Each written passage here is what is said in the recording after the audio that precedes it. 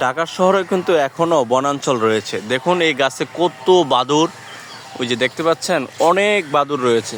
এই যে আমি একটু জুম করে দেখাই তাহলে বুঝতে পারবেন, অনেক বাদুড় রয়েছে। যেহেতু আমার ক্যামেরাটা এত ভালো নয়, একটু ক্লিয়ার হতে সময় লাগতেছে। অনেক বাদুড় রয়েছে। এই বাদুড়গুলি কিন্তু আমাদের পরিবেশের ভারসাম্য বজায় রাখতেছে। কত সুন্দর নিরিবিলি পরিবেশে তারা বসবাস করতেছে।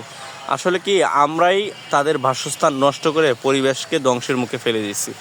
এই গাছগাছালি যখন আমাদের পাশে থাকে একটা সুন্দর অক্সিজেন পাই আমরা, কিন্তু আমরা ধীরে ধীরে এই গাছগাছালি কেটে পরিবেশটাকে একটু বিস্মিত করে ফেলেছি, পরিবেশকে করেছি দূষিত। দেখুন কত সুন্দর মনের আনন্দে তারা গাছে বসে আছে।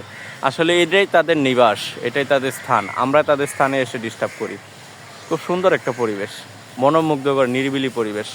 এই জ্যামজটের নগরীতে যখনই সময় পাবেন একটি নিরিবিলি পরিবেশে যাবেন, দেখবেন মন ভালো হয়ে যাবে।